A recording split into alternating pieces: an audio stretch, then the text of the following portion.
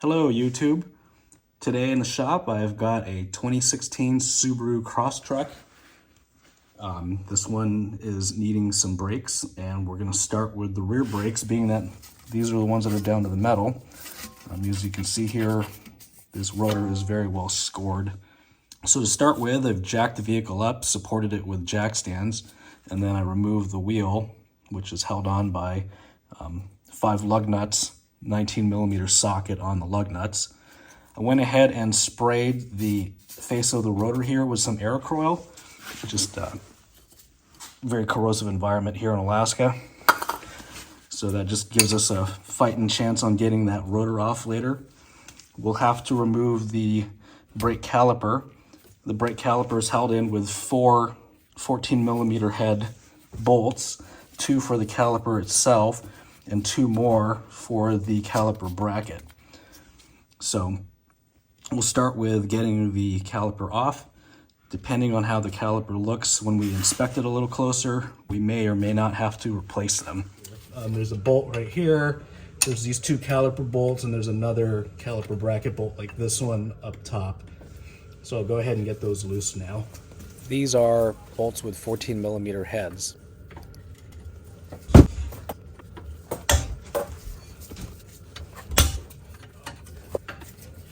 Usually once you break the nuts or bolts free, they come out relatively easily. So here's one of the caliper bracket bolts. And this is the caliper bolt. It's another caliper bolt right here.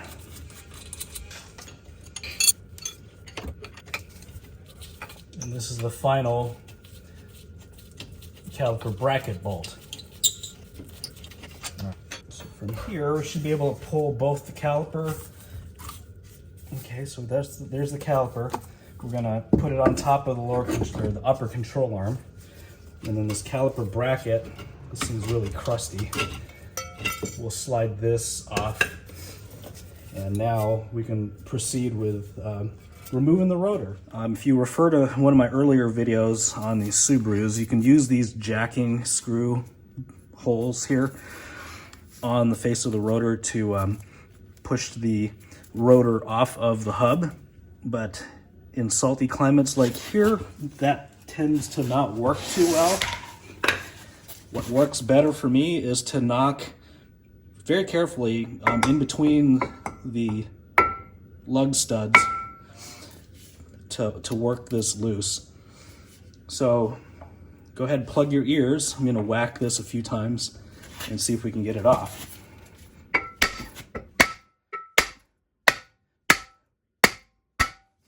So as you can see, the rotor started to work its way loose. I'm going to go ahead and whack the back side of the rotor here to see if we can get it off of the hub. Since we're not reusing this rotor, I'm not worried about dinging the rotor up here.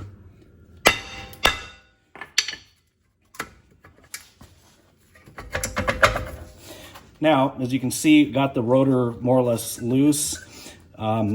Sometimes if the owner uses the parking brake a lot, there'll be a ridge on the inside of this hat here, and we'll need to take this plug off to get to the adjusters for the parking brake shoes. In this case, since it's an automatic, people with automatic cars don't tend to use the parking brake very much. The rotor just slid off. As you can see here, the penetrating oil did make it through. Aerocoil is good stuff. So in the event that you have a ridge on the inside of the brake drum or brake rotor, the drum surface that the pads ride on, or shoes ride on, this is where the self-adjuster is. You could just get a flathead screwdriver or a brake spoon and turn this to get the brake shoes to suck in a little bit to give you more clearance to get that rotor off. And you do that through that hole that I showed you in the previous clip. All right. So here's the brake caliper. It's looking like it's had a kind of a rough life. This whole thing is relatively rotten. Kind of surprising being that it's a 2016, but these Subarus don't hold up very well to salty environments. I'm going to talk to the owner, who happens to be a family member, and see if they want to elect to put some new calipers on this thing. All right, so we're back. I got the caliper on order. It should be here a little later today. So while we're waiting, we can go ahead and clean everything here. I've already taken the liberty of spraying the parking brake shoes and hardware down just to get it clean. Next up is the hub face here. Want to get as much of this corrosion out as you can. So use wire brushes, little spinny discs, cookies, or whatever you have at your disposal. You just want to get as much rust and crust off of that face as you can so that the rotor can sit on there properly.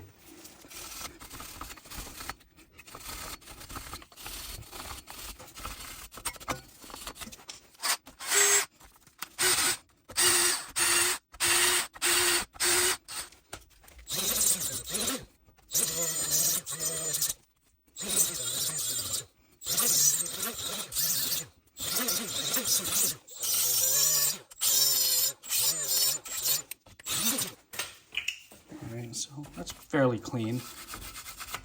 It's a lot cleaner than a lot of people get it. So we'll give it a quick dousing, brake clean.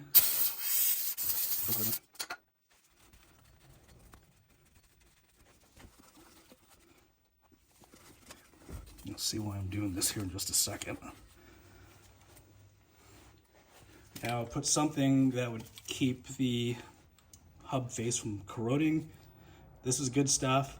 You can also use anti-seize, that'll work too. Give it a good liberal coating. So this is the rotor that we're using here. This one comes from CarQuest. Not a sponsor, but fairly decent rotor for the money. Easily available here in Alaska. There's no oil residue on them like a lot of rotors. So what we'll do next is we'll fit it up. If there's oil on the rotors, be sure to spray them off with brake clean. We'll fit it up against the hub and check the parking brake shoes, see if they need adjustment.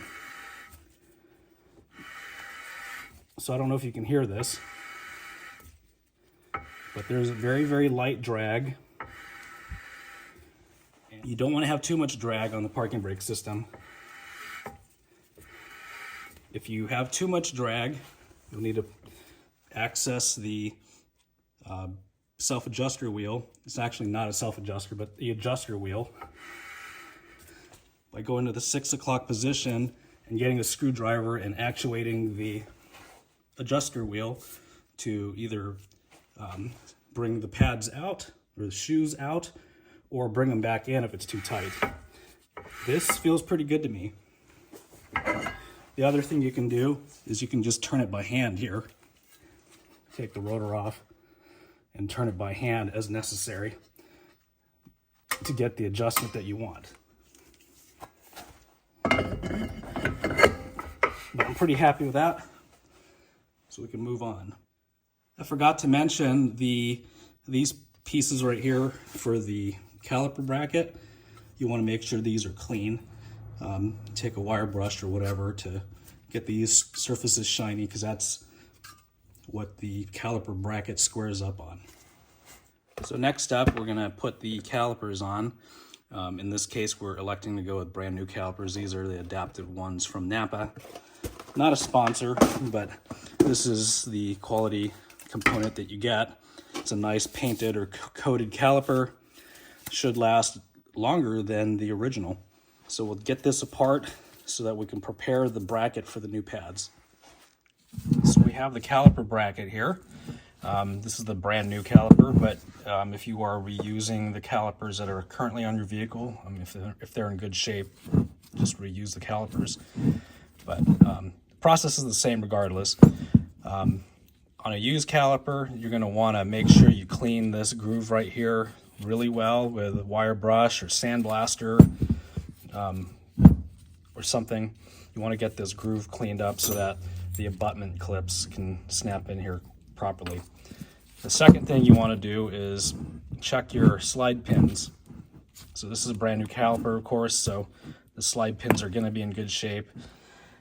Even on these new ones, you might want to just check, make sure they're well lubed. If not, use some brake parts lubricant. I'm just going to add just a little bit more here.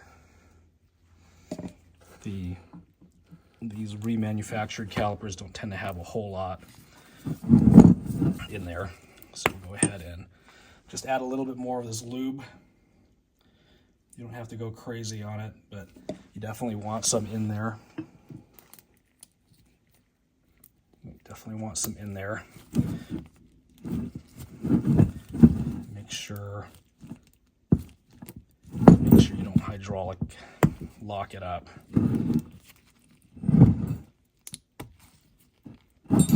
Sorry about the awkwardness. I'm kind of working behind the camera here.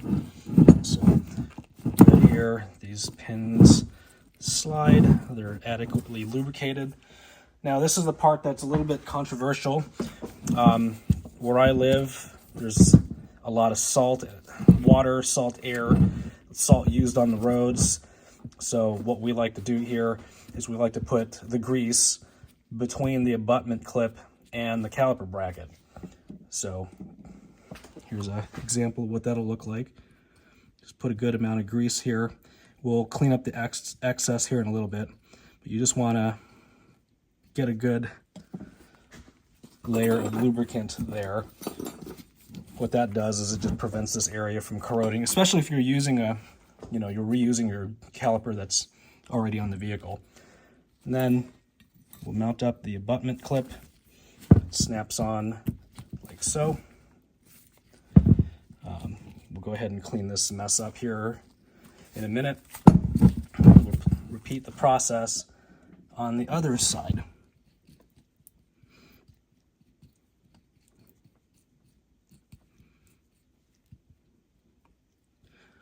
This is just here to, again, prevent corrosion from setting in.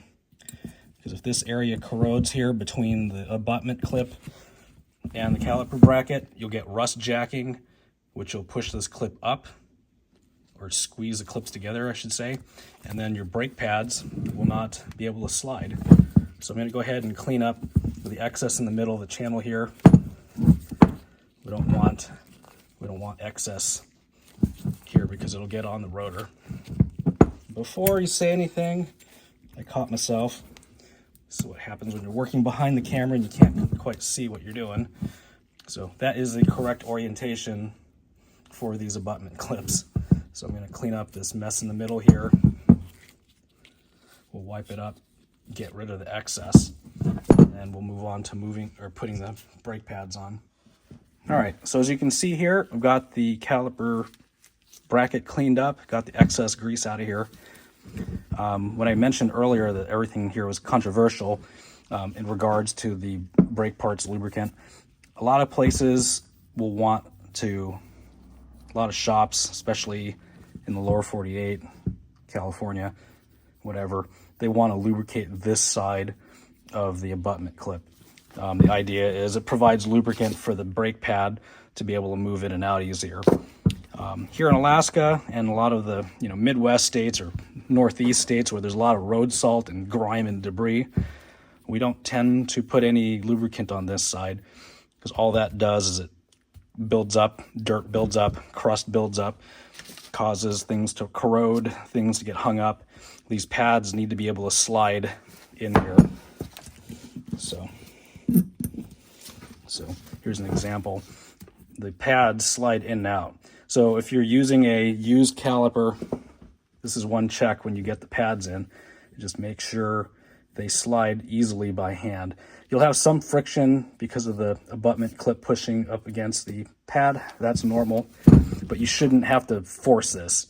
If you need to force this and you're using a used caliper, that's generally because you didn't clean up this groove in here and it's pushing all the hardware and squeezing the pads in there. So we'll go ahead, mount the pads up. If you're working on the right rear of the Subaru, this is the pad that is on the inside towards the caliper. This is the wear indicator, or sometimes known as a squealer. What happens is when this pad wears down, the tip of this wear indicator eventually starts rubbing up on the rotor, causing a constant squealing noise even when your foot's not on the brake pedal. Not really important. Most people don't even hear that when that happens. This is what happened on this vehicle anyway. It wore right through the wear indicator and into the rotor.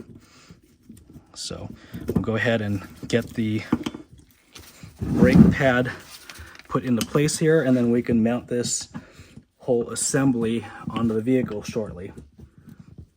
It's really weird working around the camera, but that's more or less how they go together.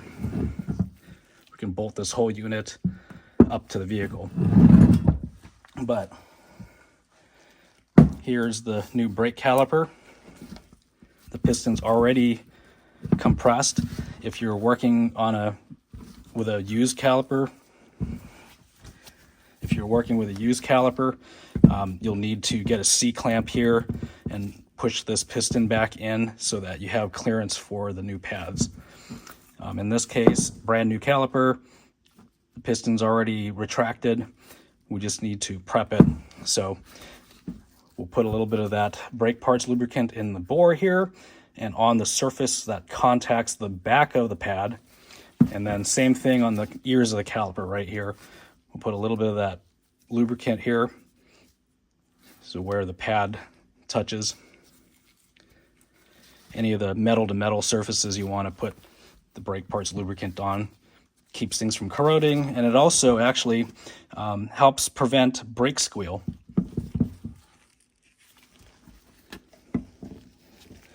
So we'll go ahead and do that now. So I've got some inside the bore there to kind of help prevent this piston from corroding. Maybe in bonus footage I'll show you what the old ones looked like. Man, it is really hard working around the camera, so I hope you guys can appreciate the footage.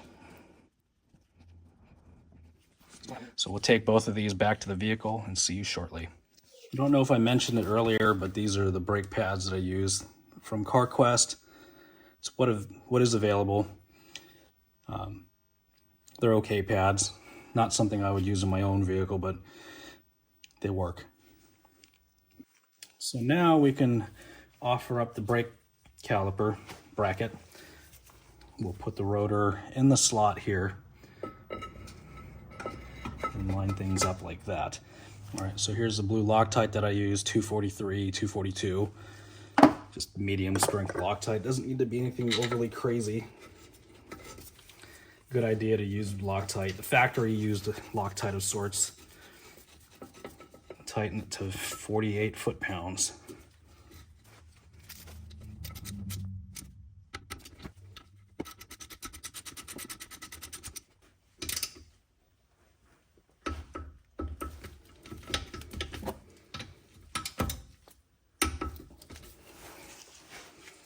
Okay.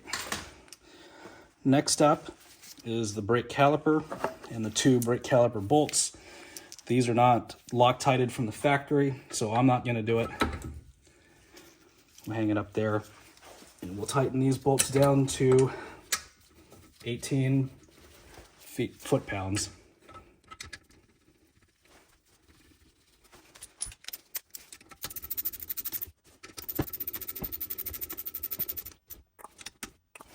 So there we go, we got the caliper mounted. So now we just need to remove the hose from the banjo bolt and go from there.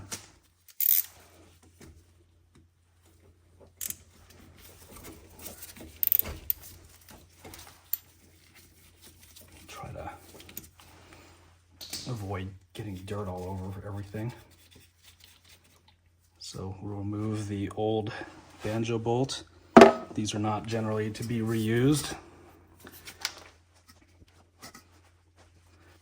Interesting. Typically there's the washers. Oh, there they are.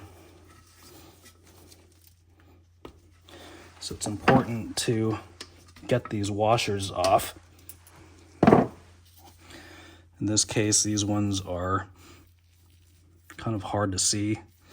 They're not copper in color, I mean like the replacements. Interesting. Huh. Yeah, it doesn't look like there's two on here. So go ahead and clean this up. We want to make sure that everything's spotless, especially inside here. All right, so next order of business, we're going to prep the new banjo bolt.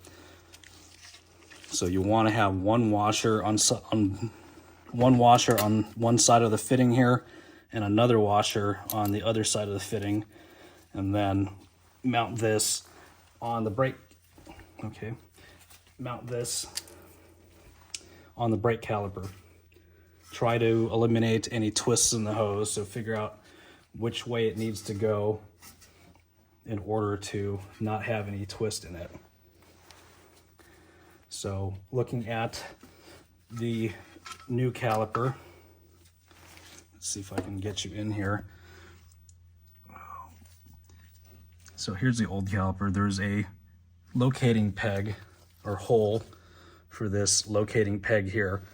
We're going to line up, I just simply don't have the light. We're going to line that up with the one on the new caliper. Sorry for the poor camera work here. But anyway, we don't want any twist in the line.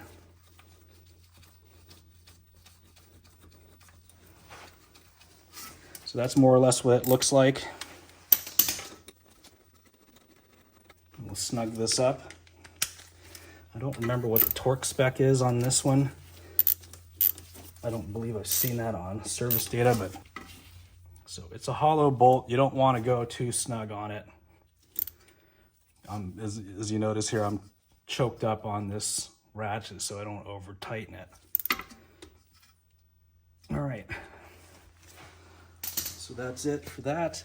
We'll go ahead and clean up the mess here. Clean up the rotor because we got some dirt on it. And we can proceed with doing the same thing on the other side and eventually moving to the front. Here we are at the front wheel. Just got the wheels off. Same thing, 19mm lug nut. So next step is to get the caliper off. So what we'll do here is we'll just compress the pistons just a little bit. Stick the screwdriver in here and pull, which compresses the piston just slightly. That aids in removing the caliper from the caliper bracket. So the bolts are 14mm head.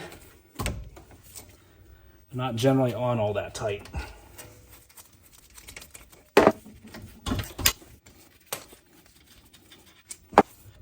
So this caliper should just come right off. We'll put it aside. You don't want to hang it by the hose if all possible. And we've got two more bolts to pull off. Let's see if we can get a view of them here. Here's one of them, and here's the other. That's what gets the caliper bracket off. These are a little bit tighter usually, and supposed to be 17mm head. Everything's rusty.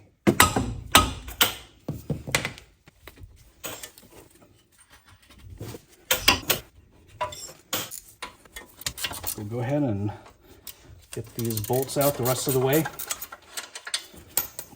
So here's one of the bolts.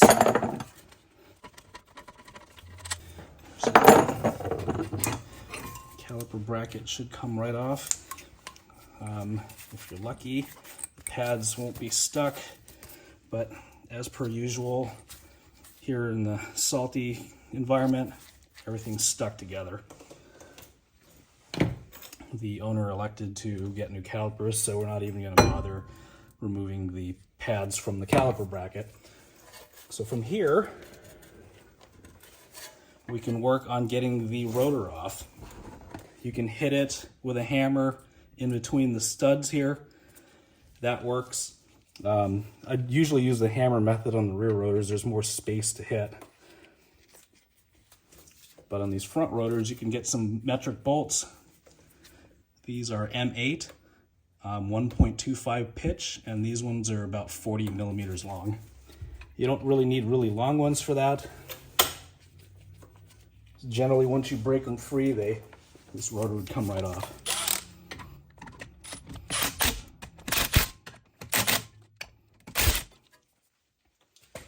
And that's it.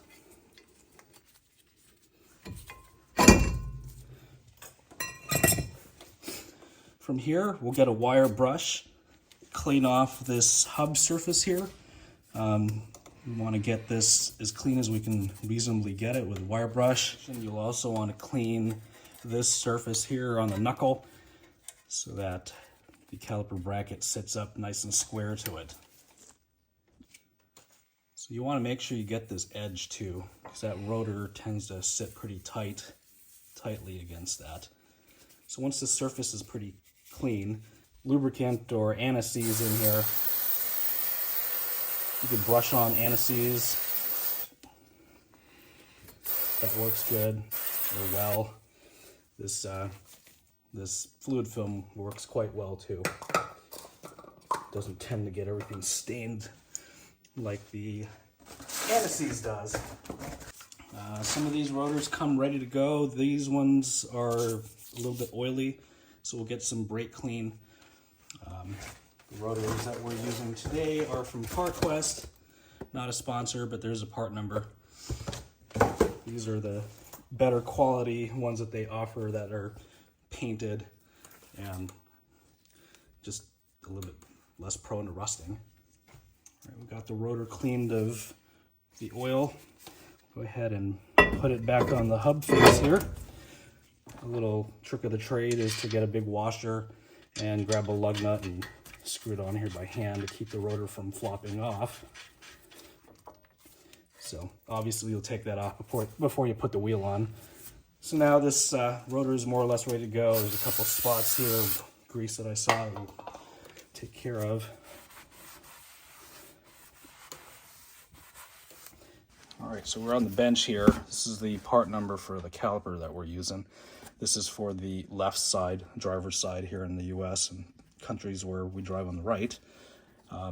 XA would be for the right side or passenger side. So here we are. Here's a new caliper. I will note that the abutment clips that come with the caliper, while they are nice and stainless, they are not correct.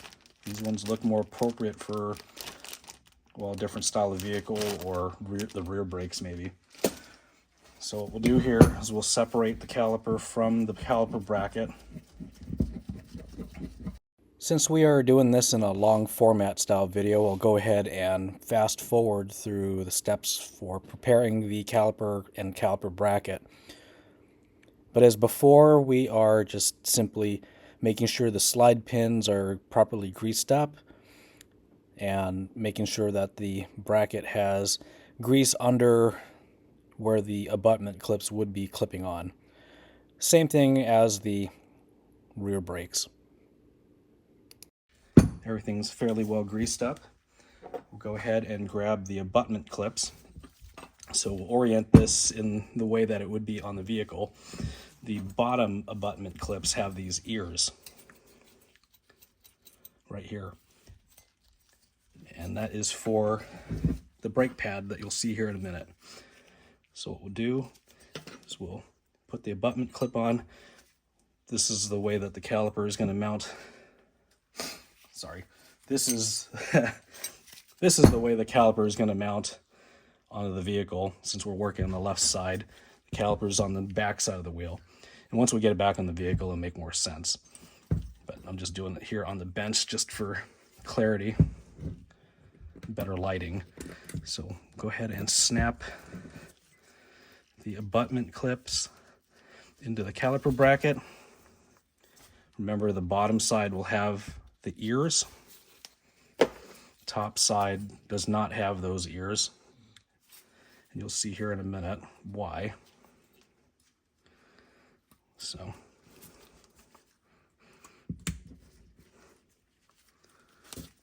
get the abutment clips snapped in properly. We will clean this area in here of the grease so that doesn't get on the rotor. We don't want any of this grease on the rotor affecting the brakes. Now this is the optional step.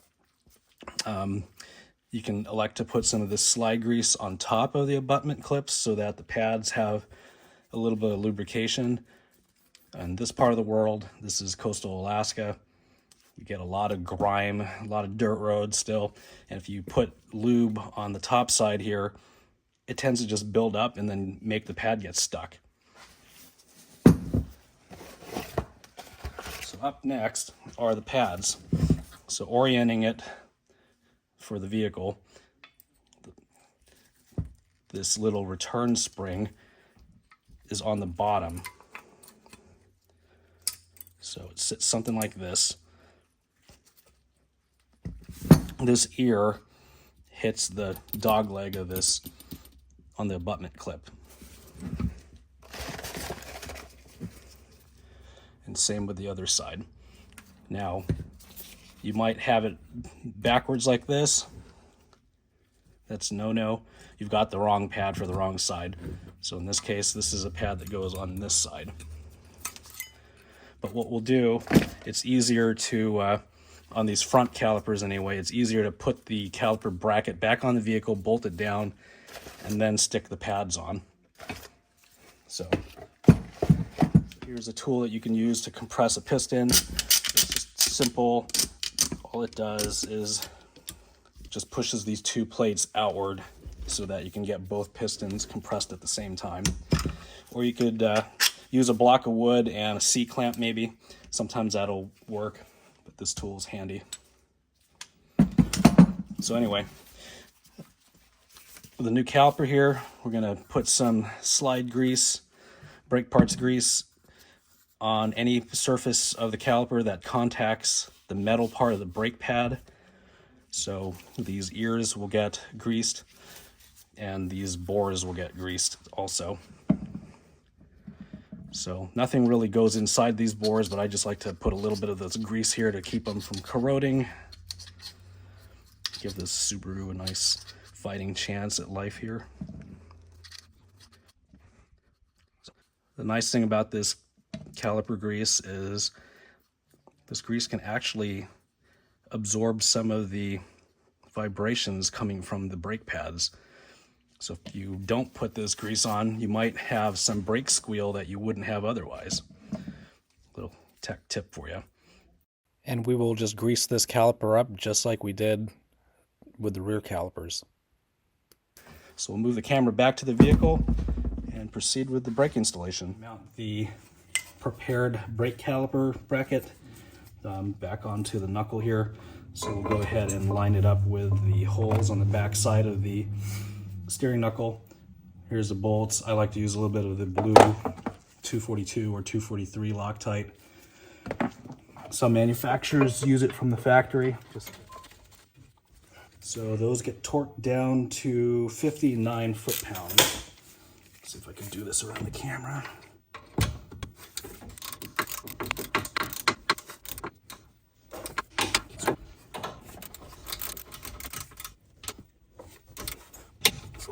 Okay, so from here, we'll go ahead and mount up the brake pads. It's easier to do, since they got these return spring clips here, it's easier to do with the caliper bracket mounted to the vehicle.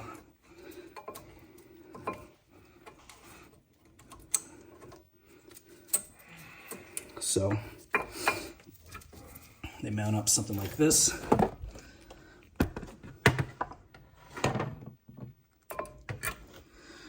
They'll be annoying and want to pop out on you, but generally you can get them to stay. And same with the back side.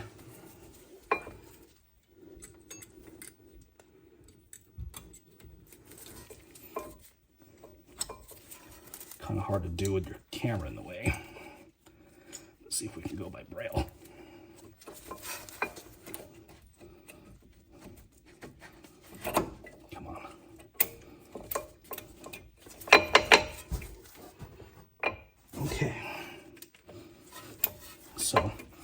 it's in there properly. These legs are up against the tabs on the abutment clips. We'll hold the brake pads together while we grab the brake caliper, which we've already prepared beforehand.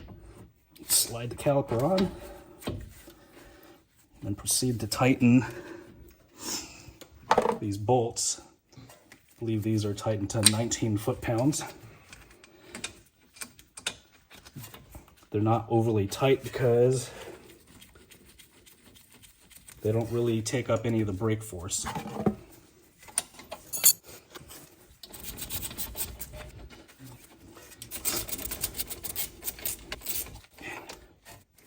So I'll get those torqued off camera. Next up is we need to get this banjo bolt and fitting this hose off of the old caliper and put it on the new caliper.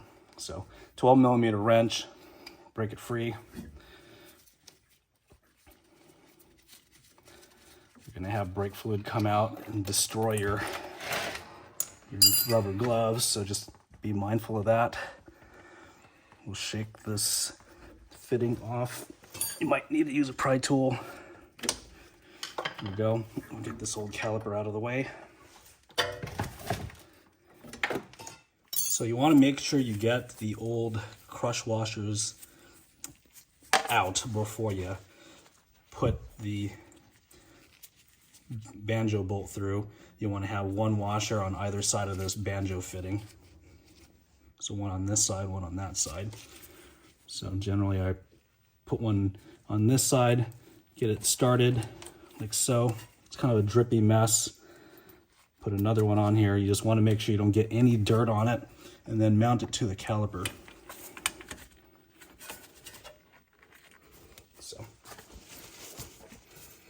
mount that to the caliper and get it snugged up.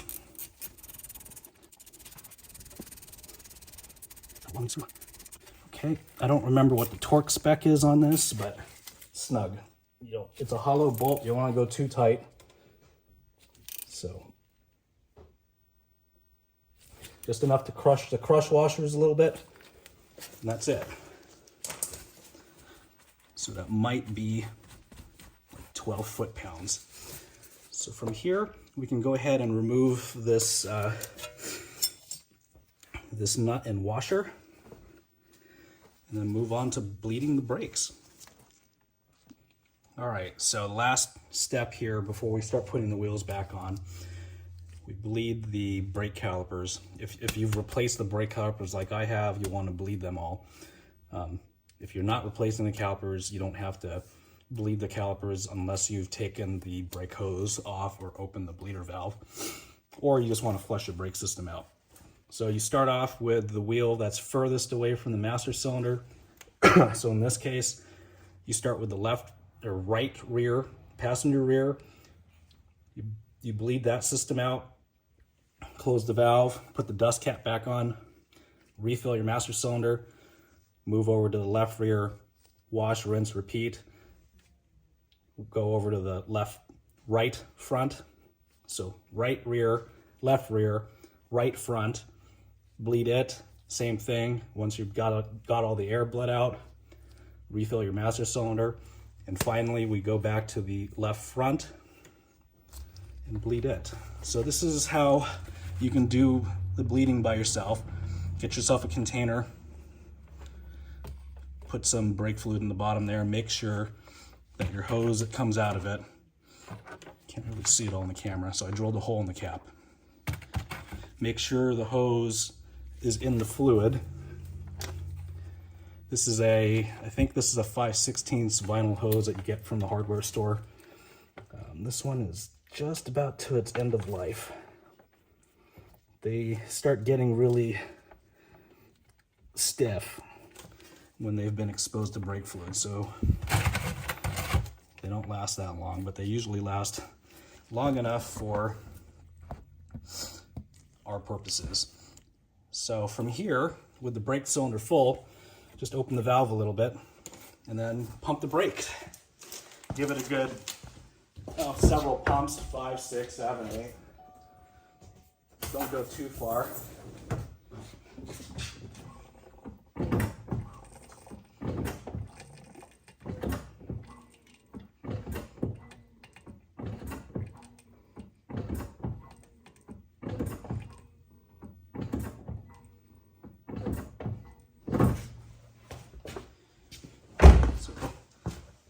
good handful of pumps.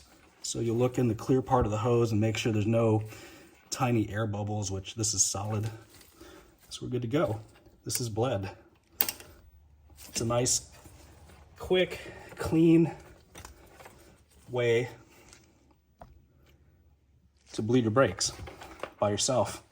You don't have to have your spouse involved and have her get mad at you when you're yelling at her to pump the brakes. Do it yourself. All right. So here's your brake fluid reservoir. Once you're done with the job, you want to top it off. Sometimes it helps to put a light there. Probably doesn't help too much on the camera, but so this system here uses .3 brake fluid. So we'll use some brand new dot fluid from the bottle. You generally don't want to use an old bottle of brake fluid because this stuff does absorb moisture. And fill it up to the max line like we have here. Close her up. Now we can proceed to putting the wheels on. So before you put the wheels on, it's always a good idea to take a wire brush and clean off this hub surface here. This flange, whatever you want to call it, the surface that the wheel sits on, onto the rotor. Clean it, get the scaly rust off of it so that the rim assembly can sit square onto the rotor and the hub face. You can also use some of that fluid film or anti-seize onto that so that the wheel doesn't get stuck the next time you need to pull it off. All right, so mount the wheel back up, thread the lug nuts on by hand, and tighten the lug nuts to 89 foot-pounds. I'll just get them started with this impact gun on the weak setting so that we don't over-torque things.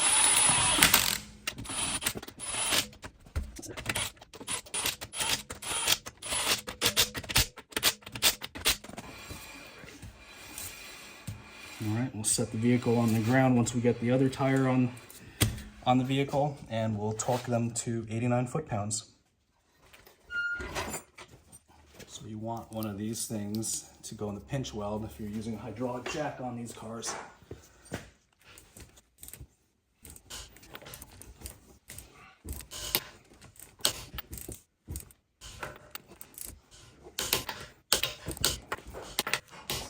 Torque this spec.